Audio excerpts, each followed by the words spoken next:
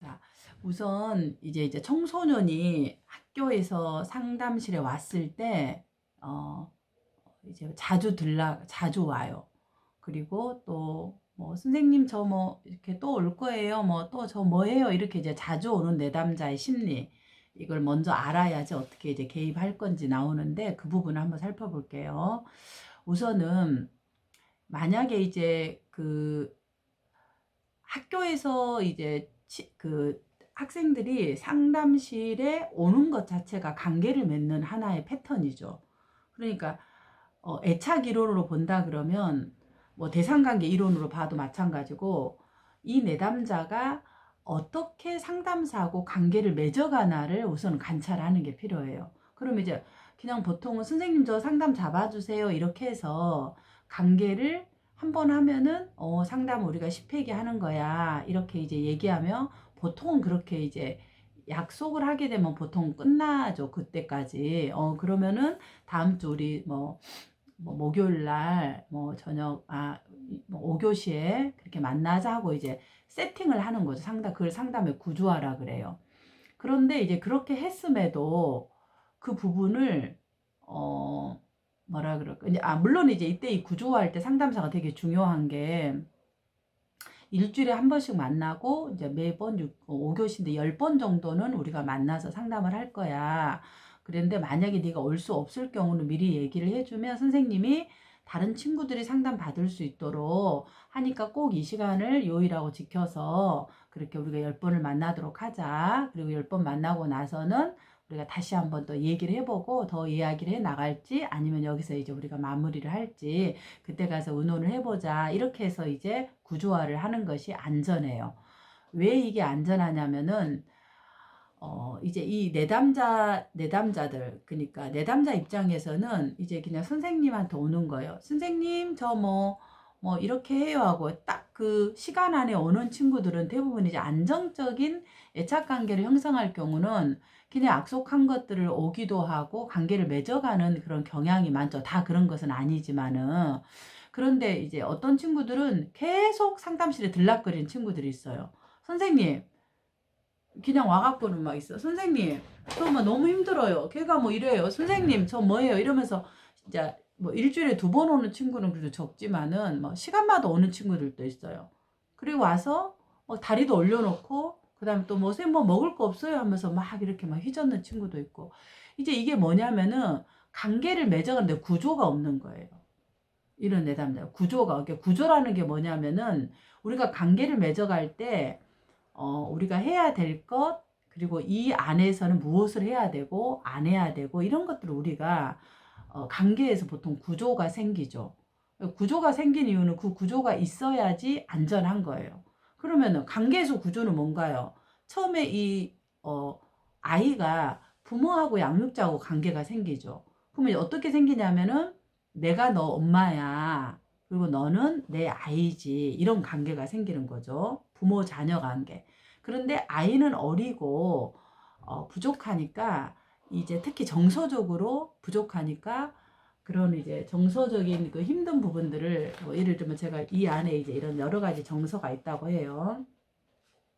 정서가 뭐 이렇게 뭐 우울도 있고 그다음에 뭐 짜증도 있고 뭐 여러 가지가 이제 많은 정서가 있는데 이게 마음이라고 생각한다면 이 마음을 이제 엄마한테 와 제가 엄마라고 한다면 와서 엄마 엄마가 없어서 나는 싫고 뭐 어쩌고 저쩌고 저쩌고 막 이제 이렇게 얘기를 해요. 이 마음에 대해서 이런 불안에 대해서 엄마가 없으면 무섭고 어쩌고 얘기를 해요. 그러면 대부분 이제 이 불안이라는 얘기가 나와서 얘기를 하게 되면 울기도 하고 대부분 양육자가 어때요? 관계를 맺을 때 어이구 엄마 없을 때 우리 공주가 무서웠고 엄마가 없으니까 많이 울고 그랬네. 어이구 그랬어. 이러면서 이 정서를 조율해요. 그걸 어튜온한다 그래요. 그러면은 무섭고 불안했던 이 정서가 굉장히 커졌단 말이에요. 커서 너무 무서웠어. 막 이러면서 이제 이게 굉장히 이게 커지죠. 근데 이제 이 엄마하고 이 정서를 이야기를 하면서 정서가 너무 커서 불안하고 무서워서 엄마가 안 올 것처럼 그런 무서웠는데 이야기를 함과 동시에 엄마가 받아주면은, 양육자가 받아주면은 이 정서가 어튠된다. 어튠이라는 말은 하늘처럼 컸던 무서움들이 크기가 작아지는 거예요. 그리고 엄마의 품 안에서 이것이 담겨지는 거예요. 담겨져서 마치 이것이 그냥 무서워서 얘가 나와서 나를 공격할 거, 내가 사라질 것 같은 그런 무서우지만 이걸 이제 엄마한테 얘기를 하는 순간 이게 이제 작아지면서 완전 사라지지는 않지만은 그냥 이렇게 잠잠해지는 거예요. 그리고 이제 어튠 된다는 거예요. 이런 가정처럼 또 내가 이제 할아버지가 나를 막 뭐하고 무서웠어. 그래서 이제 너무나 내가 짜증나고 화가 나요. 이런 이제 화가 난 감정들을 또 막 경험할 거 아니에요. 자라다 보면. 그러면 이제 이런 감정을 또 얘기하면 엄마가 어때요? 어이구, 할아버지가 그랬어. 그러면은 우리 공주가 이렇게 뭐 짜증나지. 따치. 누가 그랬어. 이러면서 이제 이 아이의 그 개월, 뭐 24개월이든 36개월이든 5세든 그 적절한 수준의 정서를 담아주면서 또 어투네요. 그러면 이제 이게 막 이렇게 헝클어져 갖고 싫고 막 이렇게 이제 막 징징거리는데 이걸 이제 얘기를 어투해 준다라는 건 담아주고 안아주니까 이게 이제 이렇게 엉켜진 것들이 이렇게 풀리는 거예요. 풀려서 맞아, 내가 뭐 짜증 내도 괜찮지. 그러면서 이제 이 짜증이라는 게 약간 사라지는 거예요. 그러면 이제 이것도 약간 정리되어져서 이 마음 안이 이렇게 좀 정리가 되어지죠. 그걸 어튠한다 그래요. 이게 이제 애착이론에서는 매우 중요해요. 그러면 이 아이가 마음을 갖고 엄마한테 접근하잖아요. 엄마가 왔을 때 뭐 일하고 있든 아니든 접근했을 때 엄마가 어떻게 해요? 받아주는 거죠. 수용. 그러면은 이런 이제 여러 가지의 정서적인 것들이 받아지면서 다시 조율되어지는 과정을 거치죠. 그러면은 이 감정들을 조율해지기 때문에 이 아이는 이런 부분을 적절하게 해요. 근데 이제 또 하다가 엄마가 밥을 해야 되고 어려울 때 어떻게 해요? 어떻게 하지? 엄마가 저녁에 빨리 밥하고 우리 30분 있다가 얘기하자. 그때 우리 이렇게 놀고 있자. 이러면서 제한을 두는 거예요. 그게 적절한 좌절. optimal frustration. 적절한 좌절을 주면서 그걸 이제 아주 깐난한테 그런 게 아니라 뭐 2살이든 5살이면 조금 더 좌절의 시간을 늘리잖아요. 그래서 계속 또 어튠을 하는 거예요. 모두 다 받아주는 게 아니라. 그러니까 그건 이제 이 엄마가 이 아이의 정서적인 것을 보고 하는 거죠. 그러면서 구조가 생기는 거예요. 어떤 구조? 그렇지. 내가 이런 힘든 것을 엄마한테 얘기해도 되지. 그러면 엄마가 받아주고, 근데 또 안 되는 것은 기다리면은 어떻게 해요? 또 다시 이야기를 하게 되면서 기다려야 될 때와 얘기해야 될 때와 또 내가 슬프지만은, 맞아. 근데 엄마가 지금 어떻게, 엄마가 지금 또 일하러 가니까 우리 갔다 와서 10시간 있다가, 뭐 8시간 있다가 만나서 우리 또 얘기하자. 구조. 그러면 다시 만나서 얘기하니까 이 감정을 보유하고 있다가 다시 꺼내는 거예요. 이런 속에서 접근과 반응에 대한 관계들을 하면서 정서를 조율하는 법들을 배우는 거예요. 이렇게 배운 게 이제 해 나가는 거죠. 그런데 지금 이제 부모가 그런 이제 이 담아주고 안아주면서 정서를 어튠해야 되는 것들이 되어야 구조가 생기고 관계가 생겨요. 관계라는 게 안정성이 생기는 거죠. 근데 이 부분이 불안한 거예요. 내가 이것을 꺼냈는데 뭐라 그래요? 꺼낸 것들이 더 폭탄이 되어서 이것을 꺼내면 안 되겠다고 이렇게 묶어버리는 거죠. 묶어버리면은 이 안에 있는 정서들이 어튠할 기회가 없기 때문에 이제 자기가 어튠할 수 있는 대상을 찾아가는 거예요. 그게 이제 주로 할머니일 수 있고 뭐 옆집 아줌마일 수 있어요.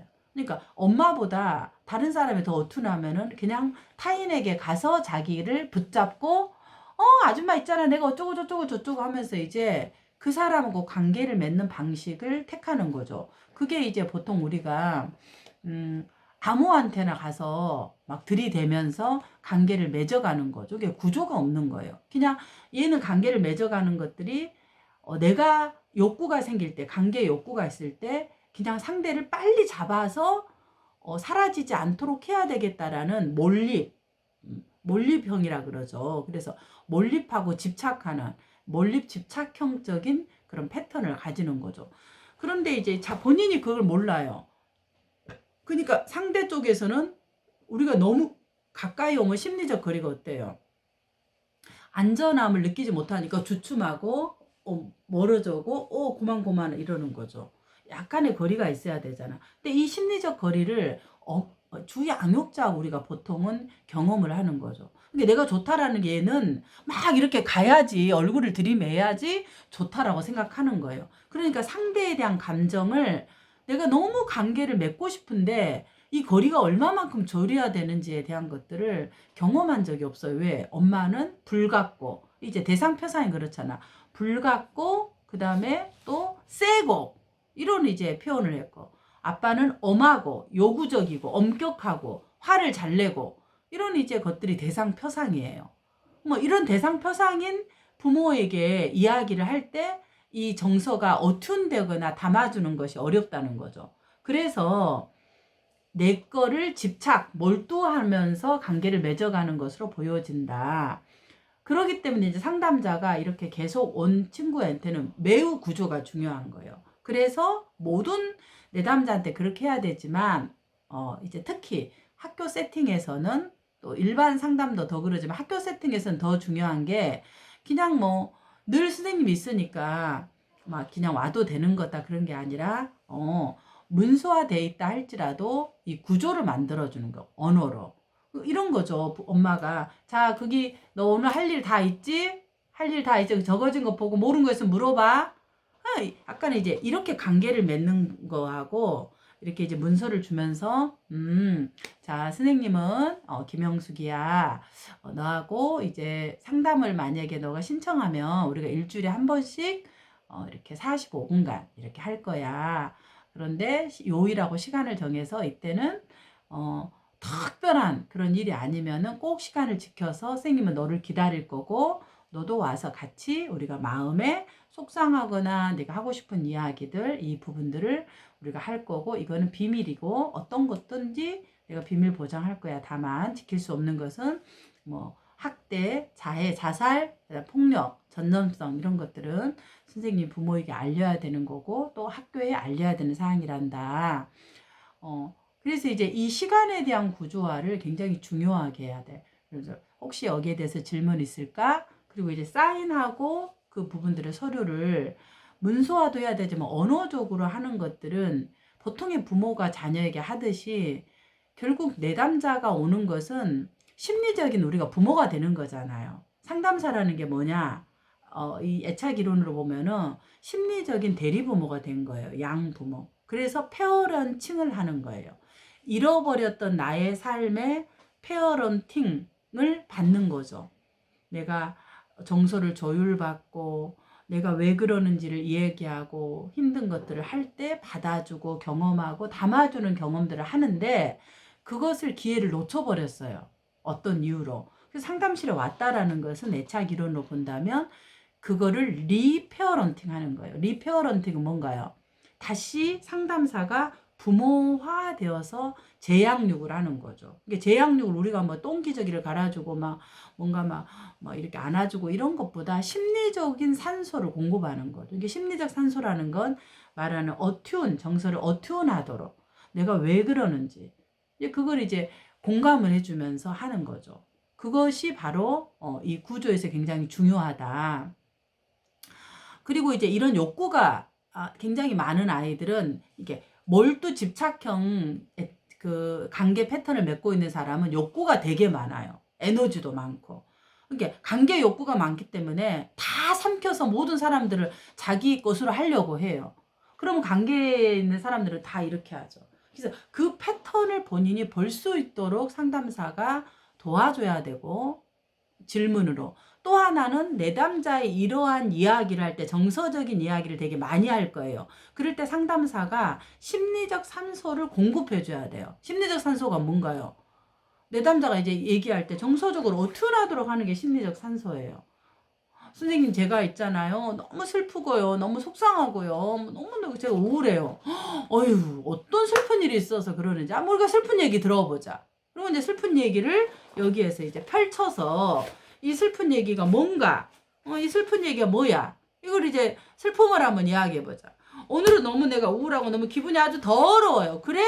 오늘은 어떤 우울한 얘기, 뭐가 그래요? 또 우울한 얘기하면서 짠 이렇게 또 들어보고 이렇게 해서 이 안에 있는 부분들의 이야기들 하나씩 나와서 어투나도록 하려면 선생님이 상담사가 심리적 산소를 공급하는 게 중요하다. 그럼 이제 어떻게 공급하느냐? 이거는 추고록을 보면서 하나씩 우리가 살펴보겠습니다.